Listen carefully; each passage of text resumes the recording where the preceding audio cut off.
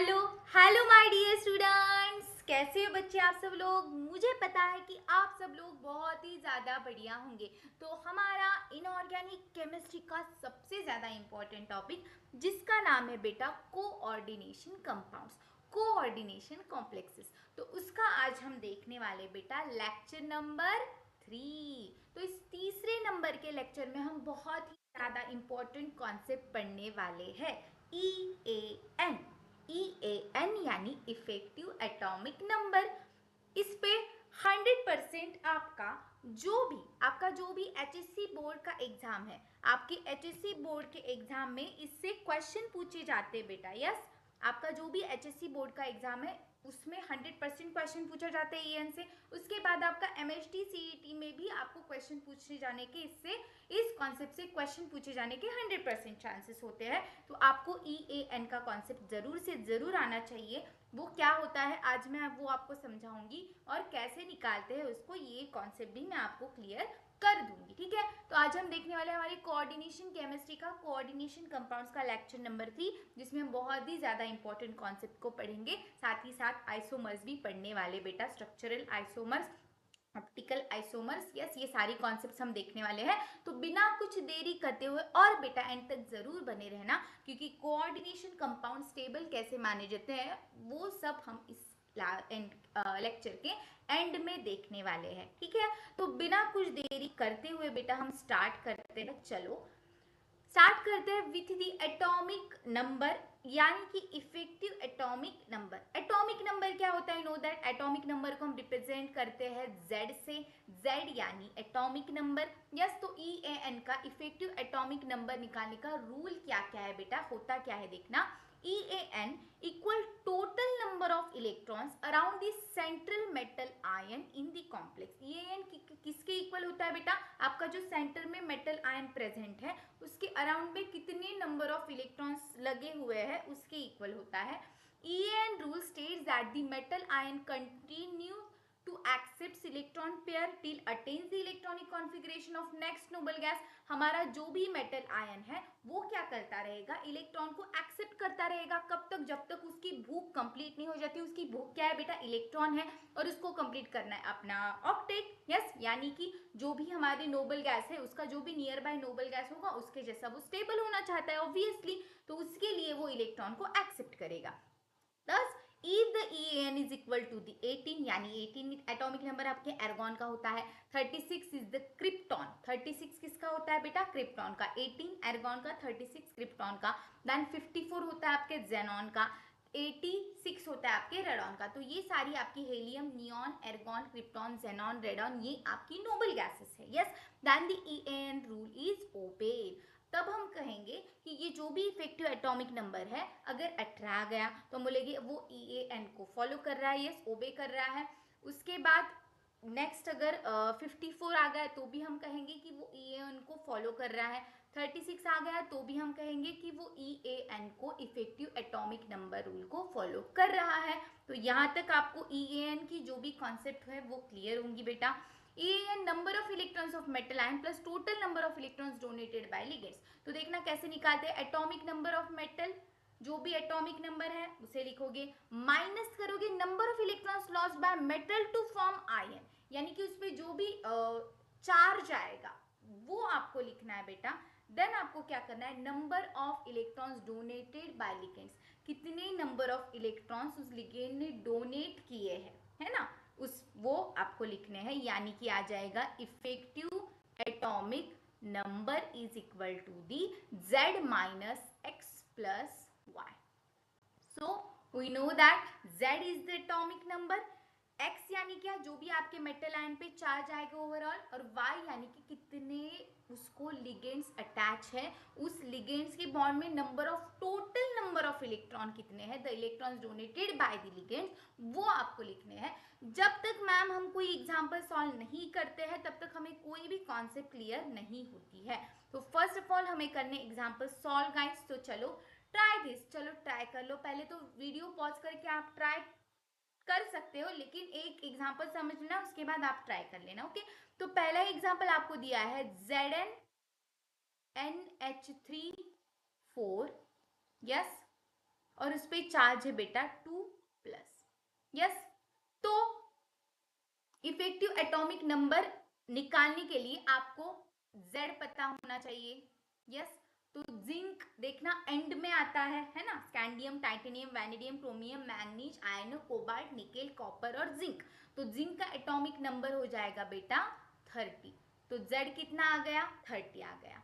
Yes, तो आपको Z पे जिंक पे जितना चार्ज है वो फाइंड आउट करना है। कैसे करना है मैंने एक सिखा दिया है आपको। यस, तो यहाँ पे मैं बताती हूँ आपको कैसे करना है। इसका निकालना है तो इसको x मानो, प्लस आपका जो NH3 है, याद करो जब हमने सीखा था NH3 आपका न्यूट्रल लिगेंड होता है, यानी कि 0 आएगा उस पर चार्ज, और कितने हैं? 4 है। ओवरऑल चार्ज कितना है? +2 है। यस, अब देखना x plus 0 is equal to +2, तो x इज इक्वल टू कितना आ जाएगा बेटा? +2। तो आयन पे कितना चार्ज आएगा आपके? आयन पे चार्ज कितना आ रहा है बेटा? +2। तो चार्ज आ गया आपका 2, चार्ज आ गया आपका। देन आपको क्या करना है? अब जो हमारा लिगेंड्स है, अब मुझे बताओ जो NH3 है वो कौन सा लिगेंड है? बाइडेंटेड लिगेंड है, मोनोडेंटेड लिगेंड है? हमें पता है कि NH3 के पास एक ही डोनर साइड प्रेजेंट है, उसके ऊपर लोन पेयर प्रेजेंट है, तो ये क्या है? आपका मोनोडेंटेड लिगेंड है। आपका NH3 क्या है बेटा? मोनोडेंटेड लिगेंड है। आपका NH3 मोनोडेंटेड लिगेंड है। यस, NH3 मोनोडेंटेड लिगेंड है। अब NH3 मेटल के साथ एक ही बॉन्ड बनाएगा क्योंकि वो एक ही साइड से डोनेट कर रहा है। तो कितने NH3 है? टोटल 4 NH3 है। तो टोटल कितने बॉन्ड बनाएगा बेटा? 4 बॉन्ड बनाएगा। 4 बॉन्ड बनाएगा यानी एक बॉन्ड में कितने इलेक्ट्रॉन होते हैं? अगर हम एक बॉन्ड की बात करें तो एक बॉन्ड में नंबर ऑफ इलेक्ट्रॉन कितने होते हैं? 2 इलेक्ट्रॉन है। और अगर 4 बॉन्ड है तो टोटल नंबर ऑफ इलेक्ट्रॉन कितने हो जाएंगे बेटा? 8 इलेक्ट्रॉन हो जाएंगे। तो इजी हो गया मैम। यस, अब हमारा Z मतलब Z भी हमें पता है, उसके बाद आपका जो भी X भी आपको पता है, और आपको Y भी। यस, फॉर्मूला क्या है हमारा? Z minus x plus y. Yes, Z minus x plus y, Z minus x plus y. तो बस वैल्यू पुट करो, एक बार आपने निकाल लिया तो टेंशन चला जाता है। यस, Z यानी 30, उसके बाद X कितना आया बेटा? आपका 2, प्लस आपका y कितना है? 8, तो कितना आ जाएगा? 28 प्लस 8 कितना आ जाएगा? बोलो ये 8 8 6, उसके बाद ये आ जाएगा 3, 36 यानी कौन सा आपका नोबल गैस आ जाएगा?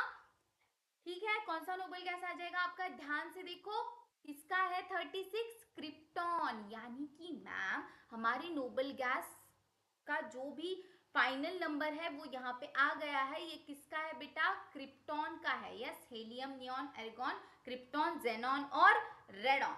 यस, तो ये किसका है बेटा? जेनॉन का कितना है आपके? 54 और रेडॉन का 86, तो यहाँ पे 36 आया। तो यहाँ पे ये क्या कर रहा है आपका? EAN रूल को क्या कर रहा है? फॉलो कर रहा है। तो आपका जो भी पहला एग्जाम्पल था वो EAN यानी इफेक्टिव एटॉमिक नंबर रूल को फॉलो कर रहा है। तो यहाँ तक आपको चीजें क्लियर हो रही होगी। यस, थोड़ा सा आपको आइडिया लग गया होगा। अब आप क्या करो, वीडियो को यहाँ पे पॉज कर दो बेटा, और सेकेंड एग्जाम्पल आप खुद से सॉल्व करना। सेकेंड एग्जाम्पल आप ट्राई करना खुद से, आपको 100% आ जाएगा। अब हम देखते हैं सेकेंड एग्जाम्पल, यहाँ पे पॉज करके खुद सॉल्व करना। पहले FeCN6, यस, चार्ज है 4-। अब आपको निकालना इजी है। Fe का एटॉमिक नंबर कितना है बेटा? Fe का एटॉमिक नंबर कितना है? Scandium, titanium, vanadium, chromium, manganese, iron, iron यानी कि ये Fe। तो कितना आएगा बेटा इसका एटॉमिक नंबर? Z आएगा 26। Cn पे -1 चार्ज है, अब इस पे x मानो, उसके बाद -1 चार्ज होता है Cn पे, 6 है। ओवरऑल चार्ज कितना है बेटा? -4 है। यस, तो x plus minus -6 is equal to -4, तो कितना आ जाएगा? x is equal to -4 plus 6। Yes, तो कितना आ जाएगा आंसर? बोलो, x की वैल्यू क्या आएगी? +2, यानी कि आपके आयन पे चार्ज कितना है? +2। यस, और आपका Cn क्या है? मोनोडेंटेड लिगेंड है। मोनोडेंटेड 6 बॉन्ड बना रहा है, और अगर ये 6 बॉन्ड बना रहा है बेटा तो इलेक्ट्रॉन कितने हो जाएंगे? डबल कितने इलेक्ट्रॉन हो जाएंगे? 12 इलेक्ट्रॉन हो जाएंगे। ठीक है, तो हम ये देखते हैं, ये फॉलो कर रहा है आपका EN रूल। Z माइनस, ठीक है, चलो चलो चलो चलो चलो, Z minus x plus y. Z कितना है? 26 माइनस एक्स कितना आया आपका? 2 प्लस प्लस 12 तो कितना आएगा 6 3, यानी कि ये भी कितना आया 36 आया, यानी क्रिप्टॉन, यानी कि ये भी हमारे EAN रूल को क्या कर रहा है बेटा फॉलो कर रहा है। तो इफेक्टिव एटॉमिक नंबर निकालने की ये जो तरीका मैंने आपको बताया, यहाँ तक आपको कोई दिक्कत नहीं होनी चाहिए। यस ठीक है, तो यहाँ तक आपको चीजें क्लियर होगी। ओके ठीक है, तो ये अलग है हमारा, ये डिफरेंट है, तो इसको मैं अलग कर देती हूँ यस, ताकि आपको समझ में आ जाए। ओके, तो यहाँ तक आपको कोई दिक्कत नहीं होगी, तो हम चलते हैं बेटा आगे। Yes, use your brain power. Yes, brain power use करनी है। आप इन सब में बताना है कि ये जो है वो EAN रूल को फॉलो कर रहे हैं या नहीं। ठीक है, तो यहाँ पे 2 एग्जाम्पल मैं सॉल्व करके दिखाती हूँ आपको। Oh my God, okay, 2 example यहाँ पे मैं आपको क्या हो रहा है भाई, तो यहाँ पे 2 एग्जाम्पल मैं आपको सॉल्व करके बताती हूँ। यस, इसके बाद आपके लिए 2 एग्जाम्पल मैं छोड़ दूंगी। ठीक है, तो पहले हम स्टार्ट करते हैं, देखना। यस, क्या है हमारा Cr यानी क्रोमियम, CO यानी कार्बन मोनोऑक्साइड 4 दिया गया है। अब इसका कितना है स्टैंडियम, टाइटेनियम, वैंडियम, क्रोमियम। अब इसका एटॉमिक नंबर आएगा 24। अब इसकी x की वैल्यू यानी कि इस पे चार्ज अगर हम निकालेंगे, यस इस पे चार्ज अगर हम निकालेंगे तो x प्लस, अब देखना CO जो होता है ना बेटा वो न्यूट्रल लिगेंड है, तो 0 इंटू 4 ओवरऑल चार्ज तो कुछ भी नहीं है, तो x कितना आएगा बेटा 0, यानी कि आपका जो भी ऑक्सीडेशन स्टेट है आपके मेटल आयन पे वो कितना है 0 है। और CO हमारा क्या है मोनोडेंटेट लिगेंड है, 4 अगर वो बॉन्ड बना रहा है तो टोटल इलेक्ट्रॉन कितने हो जाएंगे 8 इलेक्ट्रॉन। यस, लिगेंड कितना अटैच है उसके अकॉर्डिंग। तो फॉर्मूला क्या है हमारा, फॉर्मूला क्या है बेटा हमारा जल्दी से, Z minus x plus Y. Z यानी atomic number, yes atomic number कितना है 24 माइनस एक्स कितना आया 0 प्लस 8, तो कितना आएगा 24 प्लस 8 कितना हो जाएगा ये 2 1 32 आ रहा है, और 32 आया इसका मतलब ये EAN रूल को क्या कर रहा है बेटा फॉलो नहीं कर रहा है। तो यहाँ पे EAN फॉलो करने वाले 2 एग्जाम्पल हमने ले लिए, और यहाँ पे ये पहला जो था क्रोमियम वाला ये EAN को फॉलो नहीं कर रहा है। अब हम सेकेंड एग्जाम्पल देखते हैं। दूसरा एग्जाम्पल है निकेल CO4 है। यस, अभी निकेल का एटॉमिक नंबर क्या आएगा देखना, आप याद ही करेंगे, scandium, titanium, vanadium, chromium, manganese, iron, cobalt, nickel, यानी 8 नंबर पे है, तो एटॉमिक नंबर आएगा बेटा 28। उसके बाद आप क्या करोगे इस पे चार्ज निकालोगे तो इस पे तो 0 आएगा, यानी कि यहाँ पे आपके x की वैल्यू भी क्या आएगी बेटा 0 प्लस 4 बॉन्ड बनाए यानी कितना 8 ही हो जाएगा, तो 28 प्लस 8 कितना हो रहा है 6, और यहाँ पे 3, यानी कि ये क्या कर रहा है आपके EAN रूल को फॉलो कर रहा है। तो ये बाकी के जो 2 एग्जाम्पल मैंने दिए हैं यहाँ पे ये आपके लिए होमवर्क है गाइस, ये आपको खुद से ट्राई करने हैं। यस, क्लियर हो रहा है। तो यहाँ पे आपको इफेक्टिव एटॉमिक नंबर कैसे निकालना है उसकी ट्रिक आपको क्लियर हो गई होगी। यस, तो इफेक्टिव एटॉमिक नंबर क्या अब आप निकाल सकते हो, यस मैम जरूर निकाल सकते हैं। ओके, तो अब हम चलते हैं आगे। नेक्स्ट है classification of isomers in coordination compounds. अब हमारा जो आइसोमर्स है, आइसोमर्स का मतलब क्या होता है बेटा, सेम आपका क्या होगा, same structural formula, same molecular formula, but क्या होगा उनके स्ट्रक्चर की जो भी अरेंजमेंट होगी वो डिफरेंट होगी। Isomers are different compounds that have a same molecular formula, यानी मॉलिक्यूलर फॉर्मूला तो सेम होगा लेकिन उनका जो भी स्ट्रक्चर होगा, उनकी स्ट्रक्चर में जो भी अरेंजमेंट होगी वो डिफरेंट होगी। देयर केमिकल रिएक्टिविटीज, साथ ही साथ उनकी केमिकल रिएक्टिविटीज और physical properties, colour, solubility, melting point, ये हमारी फिजिकल प्रॉपर्टीज होती है, तो ये क्या हो सकती है बेटा डिफरेंट होती है, ये चीज आपको याद रखनी है यहाँ पे। यस, तो आइसोमर्स 2 टाइप से हम देखते हैं, एक का होता है आपका stereo isomer, next one is the constitutional isomer और स्ट्रक्चरल आइसोमर। यस, तो स्टीरियो आइसोमर्स में होता है आपका ज्योमेट्रिकल, जिसको आप डायस स्टीरियो आइसोमर्स बोलते हो। नेक्स्ट है आपका ऑप्टिकल आइसोमर्स, जिसको आप इन आइसोमर्स बोलते हो। उसके साथ आपका स्ट्रक्चरल आइसोमर्स में आता है linkage isomer, coordination isomers, ionisation isomers and solvate isomers.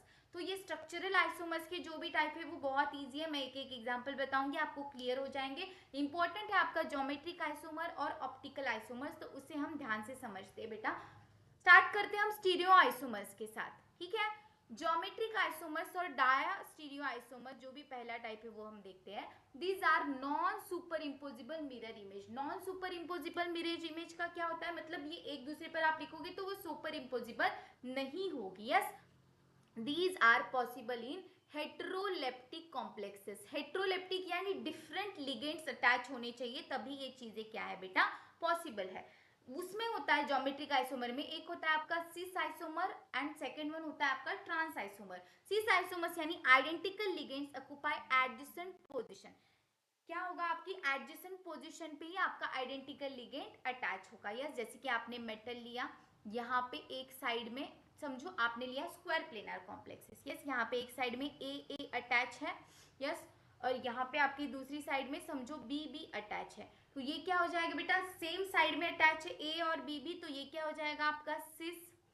और यहाँ पे अगर आपका जो ए है वो आप अपोजिट साइड में लगा दो। यस, या फिर यहाँ पे कुछ आप और भी लगा सकते हो। यस, तो ये क्या हो जाएगा बेटा आपका ट्रांस आइसोमर। तो समझ में आ रहा है आपको। Yes, identical ligands occupy opposite position, opposite में लगे होंगे, और यहाँ पे आइडेंटिकल है वो सेम साइड में लगे होंगे। तो सिस और ट्रांस किसे कहते हैं, ये चीजें आपको यहाँ पर क्लियर होगी। तो हम चलते हैं आगे। Cis and trans isomers in square planar complexes. तो दो तरीके से हम देख सकते हैं, एक स्क्वायर प्लेनर कॉम्प्लेक्सेस और एक ऑक्टाहाइड्रल कॉम्प्लेक्सेस। स्क्वायर प्लेनर का मतलब बेटा चार बॉन्ड वो बना रहा है। अब टेट्राहाइड्रल नहीं बनाते हम इसमें। ओके, टेट्राहाइड्रल में बॉन्ड्स की अरेंजमेंट अलग तरीके से हो जाती है, इस वजह से हम स्क्वायर प्लेनर में हम सिस ट्रांस यानी सेम और अपोजिट टाइप के बॉन्ड हम दिखा सकते हैं। द स्क्वायर प्लेनर कॉम्प्लेक्सेस में जैसे कि टाइप हो सकता है मेटल A2 B2 भी हो सकता है, जैसे मैंने आपको दिखाया। उसके बाद Ma2 BC भी हो सकता है, तीसरे टाइप का लिगेंड भी हो सकता है। exist as the cis and trans isomers where A, B, C are the monodentate ligands। और यहाँ पे अगर ये टाइप आपको दिखाए गए तो आपको ये कंसिडर करना है आपका जो भी A, B, C है वो क्या है, मोनोडेंटेट लिगेंड है, एक ही साइड से वो डोनेट कर रहा है। ये चीज आपको याद रखनी है। ओके, एग्जाम्पल है आपका प्लैटिनम NH3 2Cl2। ये किसका टाइप है, हमने जो पहला देखा है उसका टाइप है। ठीक है, तो प्लैटिनम क्या आएगा बेटा, प्लैटिनम आपका मेटल है तो सेंटर में आ जाएगा। अब यहाँ पे दो तरीके से आप लिख सकते हो, एक तो NH3 को आप सेम पोजीशन में लिखो, सेम साइड में लिखो, और एक NH3 को आप अपोजिट साइड में लिखो। तो ये क्या हो जाएगा आपका सिस आइसोमर। अपोजिट साइड में लिखा तो ये क्या हो जाएगा आपका ट्रांस आइसोमर। क्या आपको चीजें क्लियर हो रही है? यस। तो अगर एक भी साइड से आपको सेम और अपोजिट दिख रहा है तो आप सिस ट्रांस उसको बोल सकते हो। जैसे कि इसको समझने के लिए, यस, इसको समझने के लिए हम देखते हैं गाइस हमारा सेकंड वाला एग्जांपल जो आपको दिया गया है। यस, जो आपको दिया गया है प्लैटिनम NH3H2, मतलब कि यहाँ पे वाटर भी है, NH3 भी है और Cl2 है। मतलब यहाँ पे कितने लिगेंड है, 1 2 और 3 टाइप के लिगेंड्स आपको यहाँ पे दिए गए हैं। क्या कोई सिमिलर लिगेंड दिए गए हैं आपको यहाँ पे? यस मैम, Cl2 दिया गया है। अब बहुत से बच्चे कंफ्यूज हो जाते हैं, जब वो स्ट्रक्चर निकालते हैं ना तब वो यहाँ पे Cl2 को इस तरीके से दिखाते हैं। बिल्कुल नहीं बेटा, Cl जो होता है वो यस वो गैसीय स्टेट में होता है, लेकिन वो यहाँ पे आयंस की फॉर्म में Cl माइनस, जब वो लिगेंड होता है तब वो डोनेशन कर रहा है तो ये माइनस चार्ज से कर रहा होता है, इलेक्ट्रॉन दे रहा होता है, डोनेट कर रहा होता है, तो Cl माइनस आयन की तरह वो एग्जिस्ट करता है। ये चीज आपको याद रखनी है यहाँ पे। यस, तो आप क्या करोगे, Cl को सेम लिगेंड को सेम साइड में रख दोगे तो क्या हो जाएगा सिस आइसोमर्स, बाकी जो बचता है उनको लिख दो। उसके बाद आपको इसी Cl को अपोजिट साइड में लिखना है, यानी हो जाएगा आपका ट्रांस आइसोमर। बाकी जो भी लिगेंड बचा है H2O एंड NH3 उसको आप इस तरीके से दिखाओगे। तो ये टाइप था Ma2Bc यानी मेटल, और A2 यानी लिगेंड्स, BC इस टाइप से लिगेंड्स अटैच है। याद रखना एक चीज, four coordinate tetrahedral complexes do not show cis trans isomer। Tetrahedral में cis trans आप नहीं दिखा सकते क्योंकि बॉन्ड्स की अरेंजमेंट उस तरीके से नहीं होती है। ये चीज आपको याद रखनी है। अब हम चलते हैं आगे बेटा। यस, नेक्स्ट है cis trans isomers in octahedral complexes। Octahedral, octa यानी 6 बॉन्ड, टेट्रा यानी 4, और स्क्वायर प्लेनर ही बनाता है आपको, वो चीज आपको याद रखनी है। Yes, octahedral complexes of type MA4 भी हो सकता है, B2 MA4BC MA2 AA जो है ना वो क्या है बेटा, बाइडेंटेट लिगेंड है यहाँ पे। यस, ए यहाँ पे दिखाई, ये बाइडेंटेट लिगेंड है, और उसके बाद B2। तो अरेंजमेंट किस तरीके से होगी, हम पहला टाइप देखते हैं MA4B2, यानी कि आपका जो भी कोबाल्ट है, यस Ma4 है यानी NH3 है, Cl2 है। अब इसमें इसको आपको दिखाना है सिस और ट्रांस की फॉर्म में। तो आप सिंपल देख लो, यहाँ पे सेम लिगेंड कौन सा है आपका, Cl2 है। तो याद रखना आप चार चार लिगेंड के बीच में तो सिस ट्रांस नहीं दिखा सकते, आप किसी भी दो लिगेंड्स के बीच में ही दिखा सकते हो। तो आप यहाँ पे कंफ्यूज मत होना कि मैम NH3 को भी हम सिस ट्रांस की तरह दिखा सकते हैं, लेकिन ये चार है बेटा, तो यहाँ पे कंफ्यूजन क्रिएट होगा। तो आपको दो लिगेंड्स के बीच में ही सिस ट्रांस आप दिखा सकते हो, ये चीज याद रखना। तो हम यहाँ पे Cl को सेम साइड में रखेंगे। उसके बाद ऑक्टाहाइड्रल कॉम्प्लेक्स है तो 6 बॉन्ड बनाओगे आप। उसके बाद जो भी आपके लिगेंड्स बचते हैं उनको अटैच कर दोगे। तो same side Cl, cis isomer, Cl को अपोजिट साइड कर दो, बाकी NH3 को जोड़ दो, तो आपका ट्रांस आइसोमर बन जाएगा। ये पहला टाइप आपको क्लियर होगा गाइज। उसके बाद हम दूसरा टाइप देखते हैं Ma4BC। यस, अब जो भी आपको दिया गया है, जैसे कि Cl और Br दिया गया है, NH3 दिया गया है, तो आप क्या करोगे, यहाँ पे आपका जो भी यहाँ पे लिगेंड दिया गया है उसको साथ में रखोगे, तो ये हो जाएगा आपका सिस आइसोमर। इसको अपोजिट में रखोगे तो ये हो जाएगा आपका ट्रांस आइसोमर। यानी कि डिफरेंट लिगेंड्स में भी आप सिस और ट्रांस को दिखा सकते हो, ये चीज आपको यहाँ पे याद रखना। यस, तो एक बार ध्यान से देख लो बेटा, यहाँ तक कोई डाउट नहीं होगा। Just 1 minute guys. Okay, yes, ठीक है। चलो, तो आपने देख लिया होगा, यहाँ तक आपको कोई दिक्कत नहीं होगी। हम आगे चलते हैं फटाफट। चलो, नेक्स्ट आपको हमारा जो थर्ड टाइप है, यहाँ पे ये हमारा बाइडेंटेड लिगेंड है। यस, ए यानी क्या है हमारा बाइडेंटेड लिगेंड है, यानी दो साइड से ये दो बॉन्ड बना सकता है। बाइडेंटेड का मतलब ये दो बॉन्ड बनाएगा। यस, दोनों साइड से। तो अब देखना, यहाँ पे हमें एग्जाम्पल में दिया गया है COEN2EN यानी इथाइलिन डायमंड। ये क्या है हमारा बाइडेंटेड लिगेंड है, स्टार्टिंग में ही आपको बता दिया था। तो यहाँ पे EN 2 है तो आपको इसको इस तरीके से दिखाओगे। ये क्या है आपका ऑक्टाहाइड्रल है, 1 2 3 4 5 6 बॉन्ड बना लिए, तो इस तरीके से आपको दिखाना है। EN हमारा सेम साइड आ गया और Cl भी आ गया, तो हम सिस आइसोमर कहेंगे। Cl ये हमारा अपोजिट साइड आ गया है, तो ये ट्रांस आइसोमर्स हो जाएगा। ध्यान से देख लो यहाँ पे इसको। यस, क्लियर हो रहा है सिस और ट्रांस, वेरी गुड।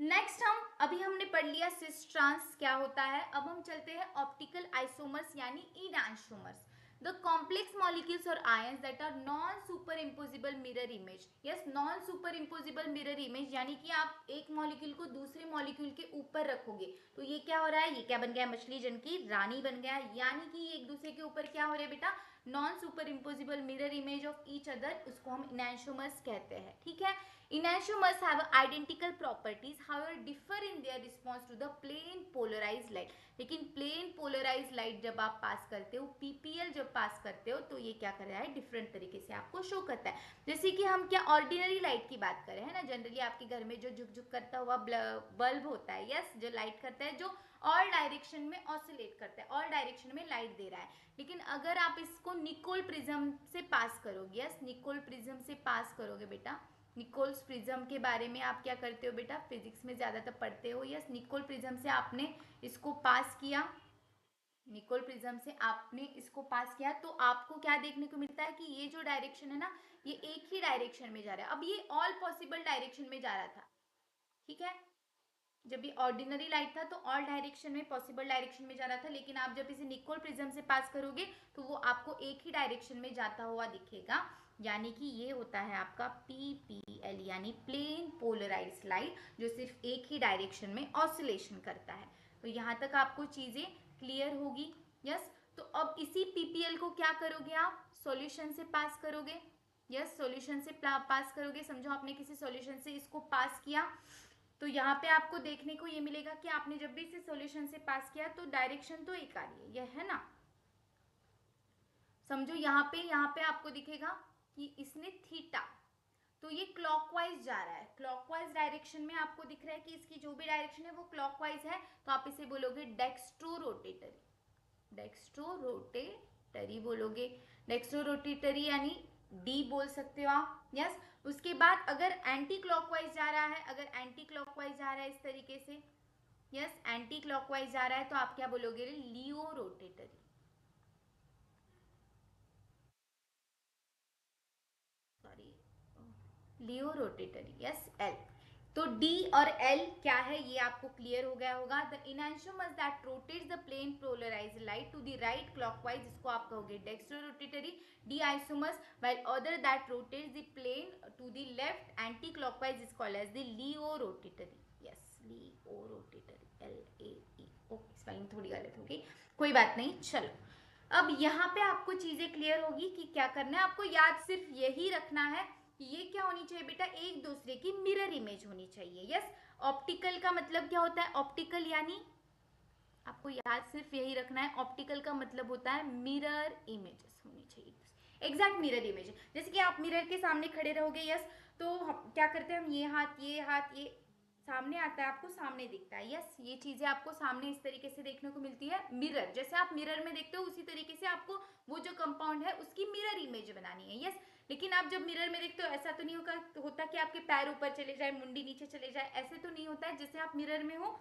जैसे आप सही तरीके से दिखते हो उसमें। यस, तो यही आपको ऑप्टिकल आइसोमर में याद रखना है, ऑक्टाहाइड्रल कॉम्प्लेक्सेस। यस, COEN3 दिया गया है और हमें पता है ethylene diamine is the bidentate ligand. तो इस तरीके से ये स्ट्रक्चर दिखाएगा, उस पर चार्ज +3 है। और आप अगर एग्जैक्ट इसकी मिरर इमेज निकालोगे तो ये जो साइड है ये इस साइड से आ जाएगा और EN यहाँ पे लग जाएगा।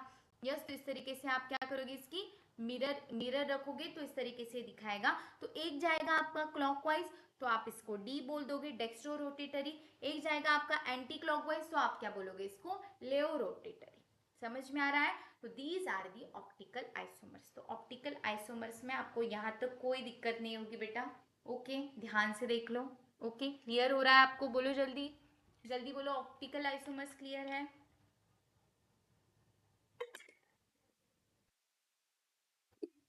यस, ऑप्टिकल आइसोमर क्लियर है। अब हम चलते हैं बेटा आगे। Yes, octahedral complexes existing as the both geometric and optical isomers. तो ज्योमेट्रिक भी और ऑप्टिकल आइसोमर्स भी दिखाता है, जैसे कि आपको एग्जांपल दिया गया है प्लैटिनम Cl2 En2। अब प्लैटिनम यहाँ पे लगाएगा तो प्लैटिनम और क्लोरीन En ये दोनों सेम साइड में है, तो आप इसको सिस बोल सकते हो ऑब्वियसली। यस, सिस, और आपको इसको अपोजिट साइड से लिखोगे है ना, मिरर पास करोगे तो इसकी एग्जैक्ट मिरर इमेज आपको दिखने लग जाएगी। यस, तो ये D हो जाएगा और ये L हो जाएगा, तो ये हो जाएगा आपका ऑप्टिकल आइसोमर्स। और आपने ये Cl को अपोजिट साइड दिखा दिया, तो ये क्या बन जाएगा आपका ट्रांस आइसोमर। सिस ट्रांस आ गया यानी ज्योमेट्रिक आइसोमर्स, DL आ गया यानी आपका optical isomers, exact mirror image आ गई, DL आ गया यानी आपका ऑप्टिकल आइसोमर्स।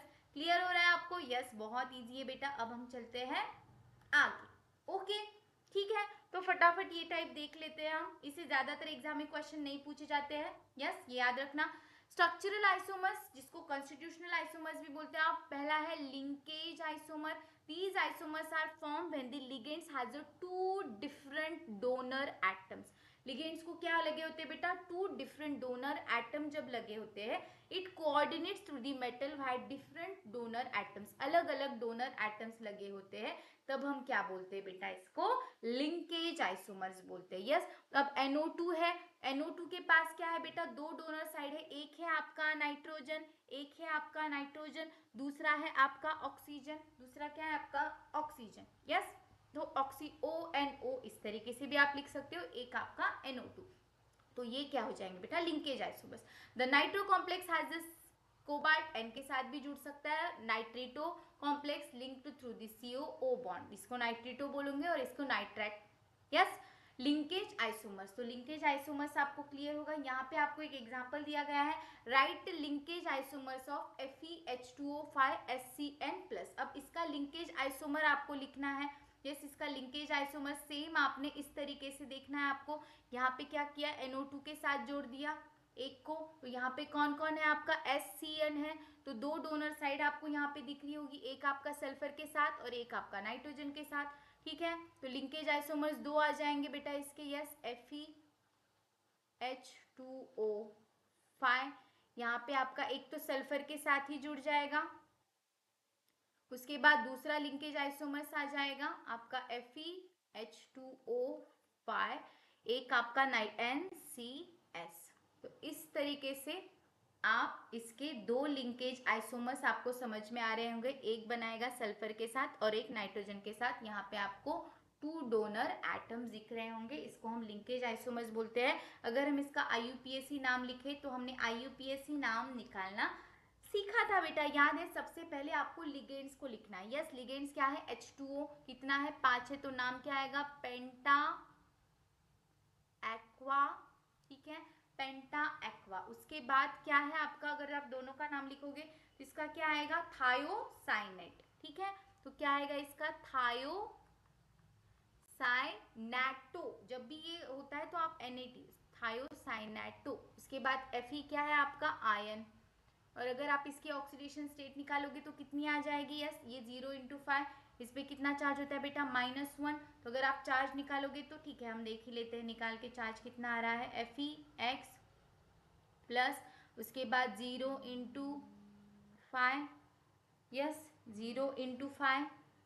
उसके बाद है आपका SCN यानी -1 इज इक्वल टू +1 है। यस, तो कितना आएगा? X plus 0 -1 is equal to +1। तो x इज इक्वल टू कितना आएगा? ठीक है, तो x इज इक्वल टू कितना आ रहा है बेटा? ये इधर जाके +2 आ रहा है। यस, तो ऑक्सीडेशन स्टेट अगर आपने निकाली इसकी तो कितनी आ रही है? +1 ही है ना। यस, ओके, तो +2 आ रही है, तो आप क्या निकलोगे बेटा? सेकंड। क्लियर हो रहा है? Yes, okay. अगर ऑक्सीडेशन स्टेट निकालनी है तो आपको ये ट्रिक पता होनी चाहिए। उसके बाद इसका सेम आएगा नाम, पेंटा एक्वा। ये क्या है? ये थायोसाइनेटो है। यस, तो NCS होगा, तब आप लिखोगे आइसोथायोसाइनेट आयन। फिर आप एंड में क्या लिखोगे? उसकी ऑक्सीडेशन स्टेट। यस, क्या हो रहा है भाई? क्या हो रहा है कि वैसा कर रहा है? तो मत कर ऐसा। ओके, तो इस तरीके से आप इसका क्या लिखोगे? IUPAC नाम लिख दोगे, ठीक है। तो अब हम चलते बेटा आगे, हमने एक एग्जांपल भी सॉल्व कर लिया। नेक्स्ट है आपका ionisation isomers. Ionisation isomers involve exchange of ligands between coordination and ionisation sphere. जैसे कि एक है आपकी कोऑर्डिनेशन स्फीयर और ये है आपकी आयोनाइजेशन स्फीयर। तो इनमें अगर एक्सचेंज करवा दोगे आप, यस, यानी Br यहाँ पे, SO4 यहाँ पे, तो ये क्या बन जाएगा आपका? Ionisation isomer. यस, तो जैसे कि मैंने कहा था, बाकी जो आपके स्ट्रक्चरल आइसोमर्स है वो एग्जांपल से आप लोग समझ जाओगे। तो यहाँ पे आयोनाइजेशन आइसोमर्स क्लियर होगा आपको। नेक्स्ट है आपका कोऑर्डिनेशन आइसोमर्स। तो यहाँ पे एक कैटोनिक स्फीयर यानी जिसपे पॉजिटिव चार्ज होगा, एनोनिक स्फीयर यानी जिसपे निगेटिव चार्ज होगा। यस, तो यहाँ पे आपका कैटोनिक है NH3 के साथ, एनोनिक यानी Cn के साथ है। यहाँ पे क्या हो जाएगा? एक्सचेंज हो जाएगा बेटा। कोबाल्ट के साथ NH3 है तो क्रोमियम के साथ Cn है, तो यहाँ पे क्रोमियम के साथ NH3 जुड़ जाएगा, लिगेंड एक्सचेंज हो जाएगा। Coordination isomers show interchange of ligands between cationic and anionic sphere of different metal ions, उसको हम कोऑर्डिनेशन आइसोमर्स बोलते हैं। क्लियर हो रहा है? In isomer first, cobalt is linked to amine ligand and chromium is the cyanide ligand. In isomer second, the ligands coordinating to metals are interchanged. Cobalt coordinate with cyanide ligand and chromium to NH3 ligand यानी amine. First and second are examples of the coordination isomers. Clear हो रहा है आपको? तो coordination isomers यानी कि क्या? जो भी आपकी लिगेंड्स है वो अलग अलग मेटल्स के साथ जुड़ेंगे, ठीक है, कैटोनिक और एनोनिक स्फीयर में। क्लियर हो रहा है बेटा? यस। तो अब हम चलते हैं आगे। नेक्स्ट है सॉल्वेट आइसोमर्स। सॉल्वेट्स ये आपको पता चलने है related to solvent what? Yes, what is the universal solvent?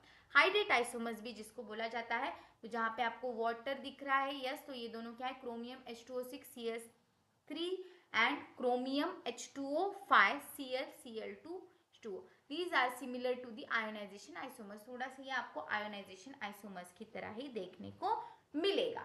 तो यहाँ पे आपका जो भी आइसोमर्स था वो हमने डिटेल में पढ़ लिया है, एक बार देख लेना। हमने स्ट्रक्चरल आइसोमर्स के 4 टाइप देख लिए।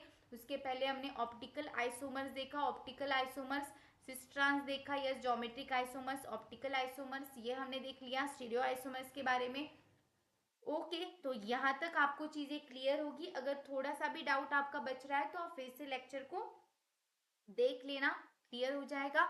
नेक्स्ट इंपॉर्टेंट टॉपिक जो डिस्कस करने वाले हैं हम, stability of the coordination complexes. हमारे जो कोऑर्डिनेशन कॉम्प्लेक्स होते हैं वो स्टेबल कैसे होते हैं? Consider the equilibrium for the metal. अभी रिएक्शन है कि मेटल है, लिगेंड है, रिएक्शन करके ये आपका बन रहा है, ठीक है। तो आपका जो भी के होता है बेटा याद रखना, के होता है आपका इक्विलिब्रियम कांस्टेंट। यस, के इज द इक्विलिब्रियम कांस्टेंट। तो जितना ज्यादा के होगा, हायर द के larger is the thermodynamics type. अब जितना ज्यादा आपका क्या होगा, कांस्टेंट होगा, उतना ही आपका कोऑर्डिनेशन कंपाउंड क्या होगा, स्टेबल होगा। तो के को आप कैसे लिखते हो, प्रोडक्ट्स डिवाइडेड बाय रिएक्टेंट्स। तो इस तरीके से ये हो जाएंगे आपके रिएक्टेंट्स, ये आपका प्रोडक्ट। तो इस तरीके से आप उसे शो कर सकते हो। Yes, stability of complex can be explained in the terms of K. Higher the value of K, larger is the thermodynamic stability of the complex. जितना ज्यादा K होगा, हम थर्मोडायनेमिकली देखते हैं कि उतना ही आपका जो भी कॉम्प्लेक्स होता है वो बेटा स्टेबल होता है। यस, जैसे कि समझना, यहाँ पे आपको रिएक्शंस दी गई है Ag+2Cl, तो यहाँ पे ये जुड़ जाएगा इस तरीके से कॉपर, उसके बाद कोबाल्ट के साथ। तो इसकी K वैल्यू है 5.5, 2 और इसकी 5 है। तो आप यहाँ पे देखोगे कि सबसे ज्यादा इसकी है, तो सबसे ज्यादा के वैल्यू इसका होनी चाहिए। लेकिन आपको यहाँ पे भी ऑब्जर्व करना है बेटा, तो सबसे ज्यादा हमको 33 दिख रहा है, यानी बड़ी वैल्यू है ये। तो from the data CONH3 is the more stable than this both complexes. इन दोनों कॉम्प्लेक्सेस के कंपैरिजन में आपका जो भी होगा थर्ड वाला कॉम्प्लेक्स वो मोर स्टेबल माना जाएगा। यस, क्योंकि इसकी के वैल्यू क्या है बेटा, ज्यादा है। तो आप याद रखना है, जितना ज्यादा के होता है, K is the directly proportional to the stability of the compound, उतना ज्यादा आपका कंपाउंड स्टेबल होगा। तो पहला फैक्टर आपको क्लियर हुआ। यस, उसके बाद कुछ और दो इंपॉर्टेंट फैक्टर्स के बारे में हम डिस्कस करते हैं। Charge to size ratio of the metal. तो यहाँ सबसे पहले मैं बता दूं, जो भी चार्ज होता है बेटा, charge is directly proportional to the stability, यानी उतना ज्यादा वो स्टेबल कंपाउंड होगा। और याद रखना, आपका जो भी साइज होता है, साइज क्या होता है बेटा, इनवर्सली प्रोपोर्शनल होता है आपके स्टेबिलिटी। यस, स्टेबिलिटी बढ़ेगी, साइज कम होगी इसलिए स्टेबिलिटी बढ़ेगी। और आपका जो भी साइज अगर कम होगा तो स्टेबिलिटी ज्यादा होगी। यस, तो ये चीजें आपको यहाँ पे याद रखनी है। तो यहाँ पे higher the ratio greater is the stability for the divalent metal and complexes their stability. अब देखना, आप चार्ज के कंपैरिजन में देखोगे, जितना ज्यादा चार्ज उतना ज्यादा स्टेबिलिटी। तो चार्ज ऑलमोस्ट सब पे सेम ही दिख रहा है। यस, तो आप सेकंड इससे कंपेयर करोगे, जैसे कि साइज हमें पता है left to right size decrease होती है एटम की, और टॉप टू बॉटम इंक्रीज होती है। जैसे हमारा क्या होता है, scandium, titanium, vanadium, chromium, cobalt, nickel, copper, zinc. तो यहाँ पे आपका क्या होगा, कॉपर की क्या होगी, साइज कम है, तो ये सबसे ज्यादा स्टेबल है। उसके बाद nickel, then cobalt, iron, manganese, और उसके बाद आपका कैडमियम क्या होगा, कैडमियम की साइज ज्यादा है तो ये कम स्टेबल होगा। क्या आपको यहाँ पे क्लियर हो रही है? ये दो चीजें बस आपको याद रखनी है। स्टेबिलिटी, साइज अगर कम है तो स्टेबिलिटी ज्यादा है, चार्ज ज्यादा है तो स्टेबिलिटी भी ज्यादा है। तो ये फर्स्ट फैक्टर आपको क्लियर होगा। नेक्स्ट हम देखते हैं नेचर ऑफ लिगेंड। अब देखना, नेचर ऑफ लिगेंड यानी मेटल जो है वो इलेक्ट्रॉन एक्सेप्ट कर रहे हैं, और आपका जो भी लिगेंड है वो मेटल को डोनेट कर रहा है। और डोनेट करने वाला कौन होता है बेटा, देखना अभी Lewis acid base, Lowry Bronsted acid base theory, Lewis acid base theory हम देखते हैं। उसमें हम क्या देखते हैं बेटा, एक जो है इलेक्ट्रॉन पेयर को डोनेट करता है, दूसरा एक्सेप्ट करता है। जो इलेक्ट्रॉन पेयर को डोनेट करता है उसे हम लेविस बेस कहते हैं। यस, और जो इलेक्ट्रॉन पेयर को एक्सेप्ट करता है वो लेविस एसिड होता है। यानी आपका मेटल क्या है यहाँ पे, लेविस एसिड की तरह काम करेगा। ये हमने पहले ही लेक्चर में देखा था। नेचर ऑफ लिगेंड पे भी डिपेंड करता है। A second factor that governs stability of the complexes is related to the how easily the ligand can donate its lone pair of electrons to the central metal ion, that is basicity of the ligand. Yes, कितना easily आपका ligand क्या कर रहा है, central में जो metal बैठा है उसको इलेक्ट्रॉन पेयर डोनेट कर रहा है, उस पर भी स्टेबिलिटी डिपेंड करेगी। The ligands those are stronger base tend to be form the more stable complexes. अगर स्ट्रॉन्ग बेस हुआ तो वो क्या करेगा, इजीली इलेक्ट्रॉन को डोनेट करेगा। यस, तो हम क्या कहेंगे, वो क्या है बेटा, आपका स्टेबल कॉम्प्लेक्स फॉर्म हो रहा है। तो stability of the coordination compound, stereo isomers हमने देख लिया। सबसे पहले हमने EN देखा, इफेक्टिव एटॉमिक नंबर। तो यहाँ पे हमने जो लेक्चर में सारी कॉन्सेप्ट पढ़नी थी वो हमने देख ली है। कोऑर्डिनेशन कंपाउंड्स का थर्ड लेक्चर यहाँ पे हमारा खत्म होता है। नेक्स्ट लेक्चर में हम थियरीज पढ़ेंगे, वीबीटी, सीएफटी या सीएफएस। तो हम ये थियरीज बहुत ज़्यादा इंपॉर्टेंट होती है बेटा, valence bond theory, crystal field theory, सबकी हम बात करें तो बहुत ज़्यादा इंपॉर्टेंट होती है। तो नेक्स्ट लेक्चर बहुत ही ज़्यादा इंपॉर्टेंट होने वाला है मेरे प्यारे प्यारे बच्चों। तो नेक्स्ट लेक्चर देखने से पहले पहले तीनों लेक्चर आप देख लेना। ये थर्ड लेक्चर यहाँ पे कोऑर्डिनेशन कंपाउंड्स का हमारा खत्म होता है। हम नेक्स्ट लेक्चर में ज़रूर मिलेंगे बेटा जल्द ही। यस, और भी कोई छोटा मोटा टॉपिक है जिस पे आपको लेक्चर चाहिए, मैम क्वेश्चन सीरीज लेके आओ, यस, ये सारी चीज़ें आप मुझे कमेंट सेक्शन में बता सकते हो। यस, अगर वीडियो अच्छी लगी हो तो वीडियो को लाइक करना, और इसी तरीके से chemistry related, MST CET related lectures के लिए, एचएससी बोर्ड्स के लेक्चर्स के लिए, केमिस्ट्री रिलेटेड लेक्चर्स के लिए इस चैनल को जरूर से जरूर सब्सक्राइब करना गाइज, और वीडियो को लाइक करना। Thank you for watching this video guys. फिर मिलते हैं नेक्स्ट लेक्चर में। Bye bye, take care, God bless you मेरे प्यारे प्यारे बच्चों, बाय बाय।